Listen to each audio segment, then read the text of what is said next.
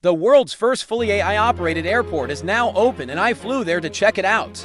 It's crazy because this airport doesn't have any staff at all. No security guards, no check-in agents, no gate agents, no one.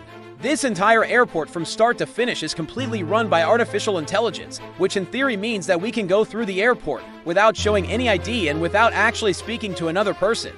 So that's exactly what I did.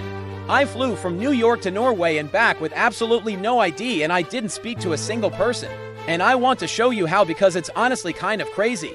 This video was made possible by an airline, which is the only airline that flies to this airport. So let's start at the beginning.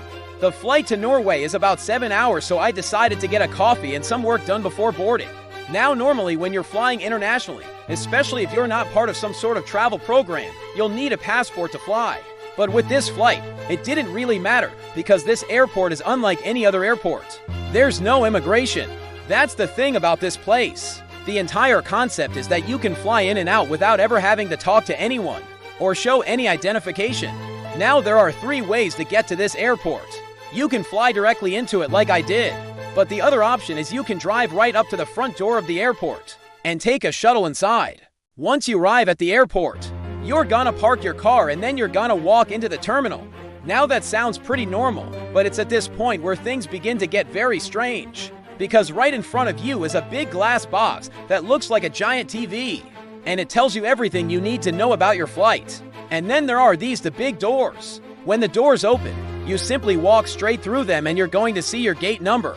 And then you gonna look to your left and to your right and there's gonna be 2 sets of doors. If you see the closed doors, you just put your face up against them and they'll open for you. If you see one open door, you just walk through that door and it's gonna take you to your gate. It's important to note that this entire process does not require any ID. There's literally nobody checking who you are or what you're doing here. It's also worth noting that this airport is not open to the public. This is strictly an airport for employees of the companies that operate within the campus. But since I am traveling with the company that operates the airport, I am allowed to go in and obviously you can too if you book a flight with the company that operates the airport. Okay, once I arrived at my gate, I noticed something very interesting. There were no seats, no restaurant, no nothing. And that's because you're not supposed to stay here. This is purely just a transit point. So I stood here for maybe 20 seconds until the doors opened and then I walked right through them. And then standing on the other side of the doors, I realized that I was in the actual airport. It looked like any other modern airport. It's huge and open and bright. I walked over to the left side and I saw my gate number. So I walked down the jetway to my gate and that's when I saw it. The coolest airplane in the world. Obviously, I had to go say hi. Now this airplane is pretty cool because it is the only plane in the world that can land and take off with no pilots. I mean, you can see the cockpit here, but there are no seats. There's no controls. There's no nothing. The reason why this is possible is because this aircraft is equipped with AI software that allows it to land and take off autonomously.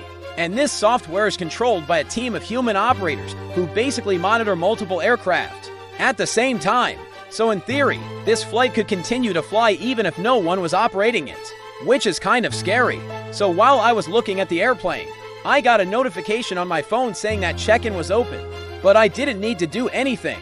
They basically said, hey, you already checked in, you're all good. So I walked past the check-in desk and I went to the security area. And this is where things get a little bit weird, because in order to get through security, you have to scan your face. And the reason why they do this is because this is the way that they identify who you are. So if you're flying into the airport, they'll scan your face when you get off the bus. And then they'll scan your face again when you're going through security. And then when you get off the plane, they'll scan your face yet again. So they constantly scanning people as faces to make sure that everyone is where they supposed to be. It's at this point where I want to mention that this airport is highly experimental.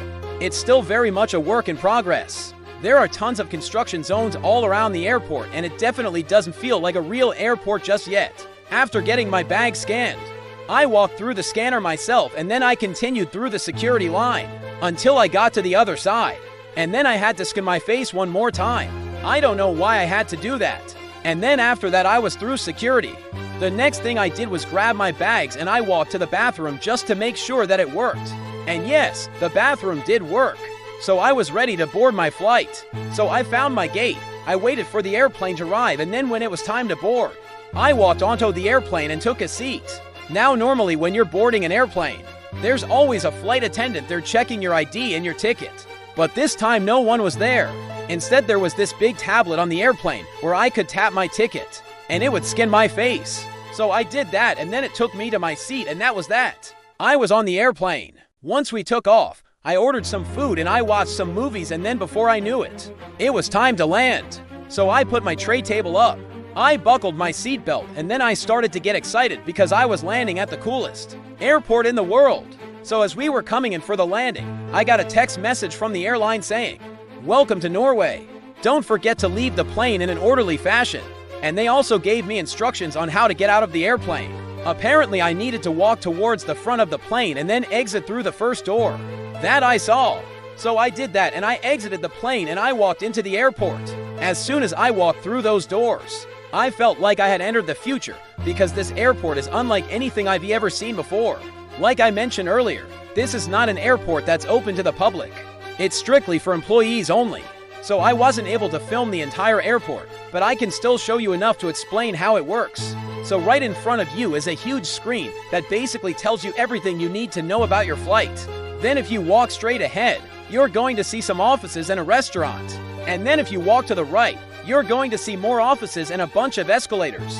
Those escalators will take you up to the top floor, where you'll see more offices and more escalators. And those escalators will take you to the third floor, where you'll see even more offices and even more escalators. And those escalators will take you to the fourth floor, where you'll see more offices and even more escalators. And those escalators will take you to the fifth floor, where you'll see a bunch of offices, more escalators, and a big glass box. And that big glass box is what's called the control tower. And it's pretty much the entire reason why this airport exists. If you walk up to the glass box and you look inside, you're going to see a bunch of people sitting in front of computers. These people are the ones who are responsible for making sure that everything runs smoothly at the airport. They're monitoring all the security cameras. They controlling all the doors, and basically they making sure that everyone is where they supposed to be. If we go back to the main floor, you're going to see this big circle over here. This is basically the heart of the airport. Everything revolves around this circle. If you walk to the left, you're going to see a bunch of signs that tell you which direction you need to walk, based on where you need to go. And if you walk to the right, you're going to see a lot of people waiting around. These people are either waiting for their flight or they're waiting to pick someone up. And if you walk straight ahead, you're going to see a bunch of escalators. Those escalators will take you downstairs, where you'll see a bunch of shops and restaurants and other cool things. Overall, my experience at the airport was pretty cool. It is amazing to see how far technology has come. And it is even cooler to see how much potential there is for the future. The thing to remember though is that this is still a work in progress. It's still a little bit clunky and it's still a little bit weird.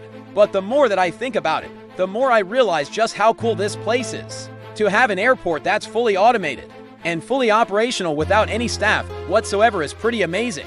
And it makes me wonder what else is possible. Thanks for watching, and see you in the next video.